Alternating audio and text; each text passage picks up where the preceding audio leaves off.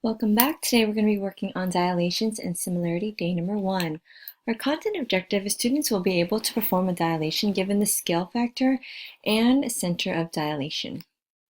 Language objective is students will be able to explain verbally how to dilate figures using a coordinate rule. Why am I learning this? Well, it's important for real-world problems like creating video games. So far, from the transformations that we've done, everything has been based off of rigid motion. For those of you who don't remember, that's going to be translation, reflection, or rotation. Any of those rigid motion we know preserves congruency. Now, congruent shapes means that they have the same shape and the same size, which also means all the corresponding sides are congruent and all the corresponding angles are congruent. So what if we're not interested in using just congruent shapes? What if we want shapes to be either reduced, so shrunken, or maybe enlarged to make it bigger, versions of the original? What do we do then? Well, that's going to be called a dilation.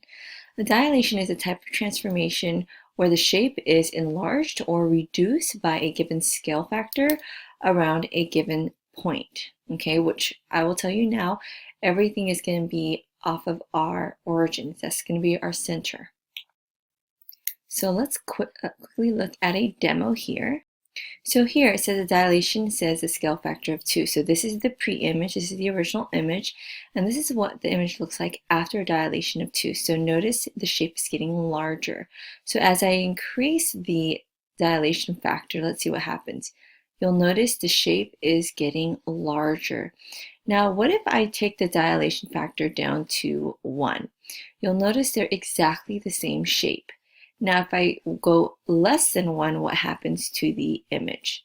You'll notice that the image is actually shrinking. It's getting reduced. So that's something to keep in mind. Whenever the dilation factor is 1, it's exactly the same. Anything less than 1 will be smaller than the original shape, and anything greater than 1 will be larger than the original shape. Going back to the lesson here. Okay, so since the shape is changing sides, it's obviously not a rigid motion, and that also means that, of course, that the shapes are not going to be congruent. So congruence is not preserved.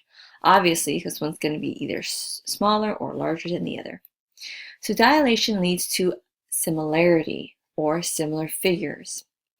Two figures are similar if one figure is a dilation of the other, meaning they're exactly the same shape, but one is larger or smaller. So similar figures, again, it's basically figures that have the same shape, but not the same size. So it's not congruent because congruent means same shape and same size. So these are different. So this is knowledge from 7th grade. Okay, one is obviously enlarged or reduced version of the other. So if you take a look at these two shapes, you'll notice they're exactly the same shape. However, they're obviously not the same size. This one's smaller and this one's larger. So the size of the large rectangle on the right is twice as big as the size of the small rectangle on the left. You'll notice this one's doubled and this one is doubled. Or you can think of the reverse. You can say the size of the small rectangle is half the size of the larger rectangle. So this is half, and this one's half of 200. So scale factor is the ratio of any two corresponding lengths into similar figures.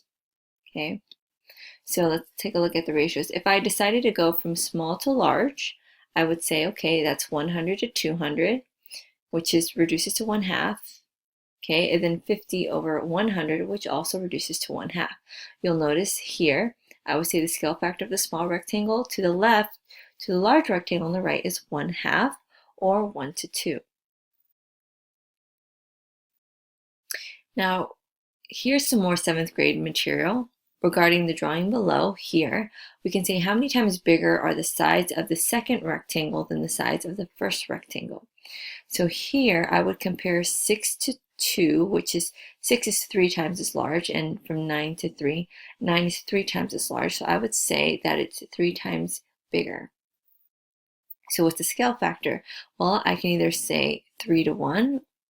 What is the ratio of the perimeters? Well, let's see. Let's think. Perimeter is the sum of all sides. So if you were to add all of these sides together, this is 5, 7, 10. So here the perimeter is 10. Here the perimeter is, this is 15. This is also 15, so this is 30. So what did we notice about the ratio of the perimeters? Well, this one's 3 times as large, so I would also say 3 to 1. So the scale factor has the same effect on the perimeter as it does on the side lengths. Now, what about the ratio of the areas? Okay, well, let's check. Areas, base times height. So here 3 times 2 is 6, and here 9 times 6 is 54. This one is not 3 times as large. In fact, this one is 9 times larger. So I would say the ratio of the areas is 9 to 1. So the effects on the area is a scale factor squared, or scale factor squared like so, because 3 squared is 9, and that's how we would get that number. Okay, moving on. So more 7th grade background knowledge. How would you compare the sides of the smaller rectangle to the larger one? So here, how is 4 compared to 8? Well, 4 is 1/2 the size of 8. And here, how does 6 compare to 12? Well, 6 is 1/2 of 12. So I would say it's 1/2, it's big. So what's the scale factor? 1 to 2, or 1/2. What is the ratio of the perimeters? Well, let's see. The perimeter of this one would be 12 here, 8 here. So 24 plus 16 is going to give me, let's do some side math right here. 24 plus 16 is going to give me 40. So here the perimeter is 40. And here it's 4. You can't really see, it's kind of covered, but it's 6. So this one would be 10, 10. So it's 20. So here the perimeter is again yet half of the perimeter of the large one. But what about the area? The area is slightly different. 8 times 12 is 96, and 6 times 4 is 24. So this one here is 4 times as large. This one's 1/4 the area of this one here. So I'm going to say that the ratio is 1/4, or 1/4. Now let's go ahead and find the slope of the line using 3 similar triangles. And again, this is background knowledge, but in this case, it's from earlier this year, not 7th grade. We would pick 2 points. We would go ahead and look at the length of each of the triangles. So here, if you count the rise, it would be 3 over 1. If I pick another triangle, here it would be 6 over 2, which still reduces to 3. And this one here would have been negative 15 over negative 5, which still reduces to 3. So you'll notice here, no matter what 2 points you pick, these triangles are similar because the slope is always the same, because the ratio of each side, so in this case the base and the height, are the same in comparison to the other ones. So here, if we had to find a missing sides, it says the two rectangles are similar. What do? Well, here we use our ratios.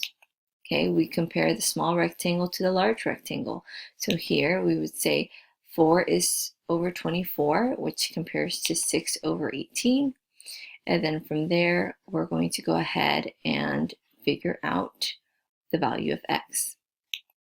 So here we can multiply both by 24 to get rid of the denominator in this case and reduce this, leaving us with x equals 144 over 18, which reduces to 8.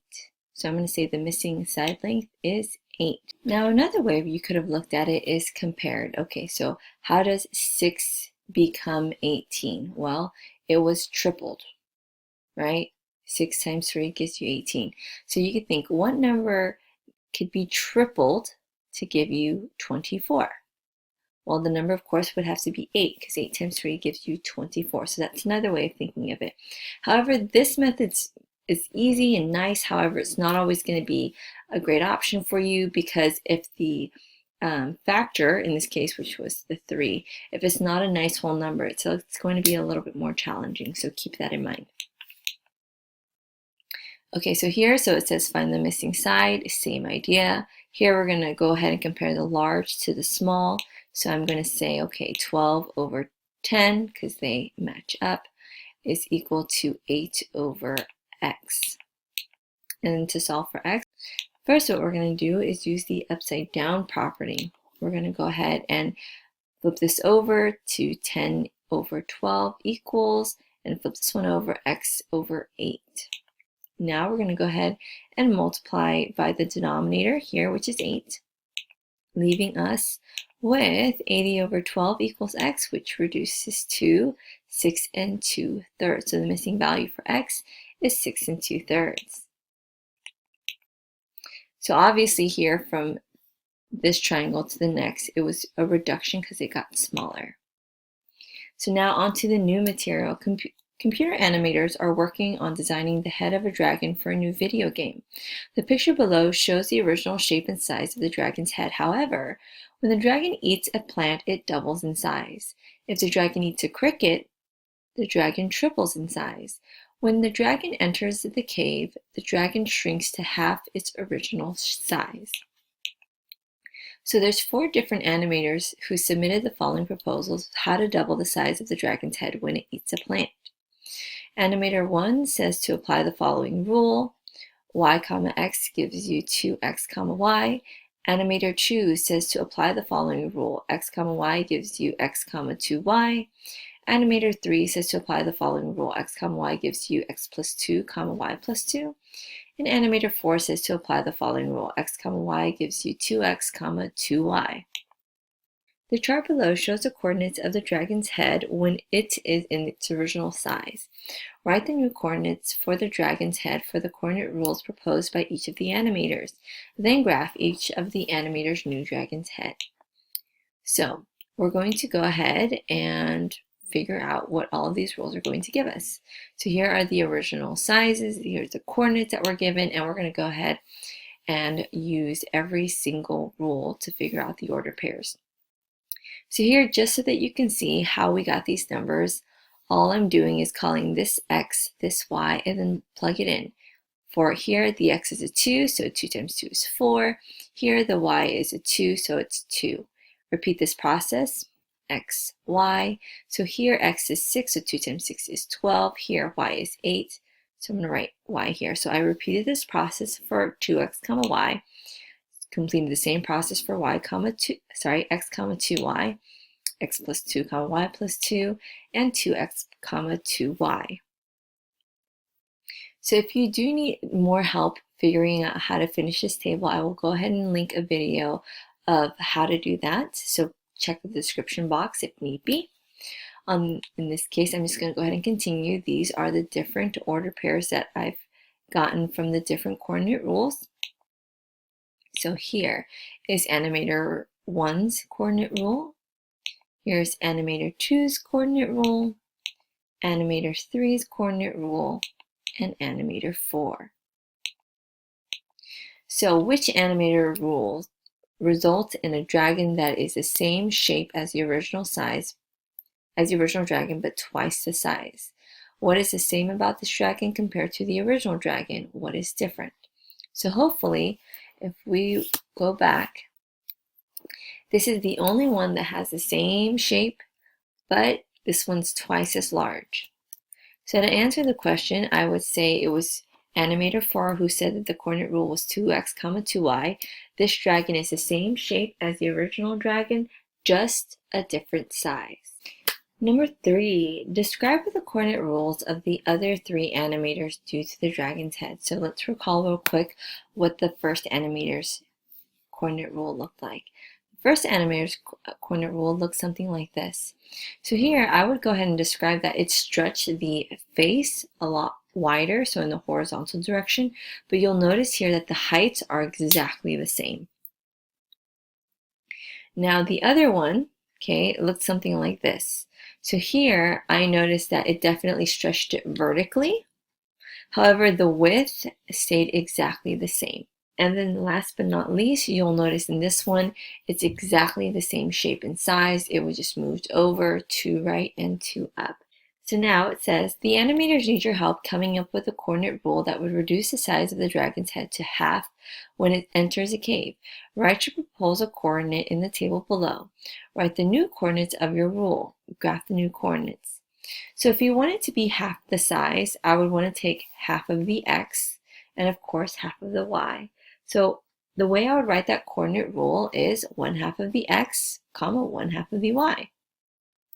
So now in order to find the actual new coordinates, I'm going to do exactly that.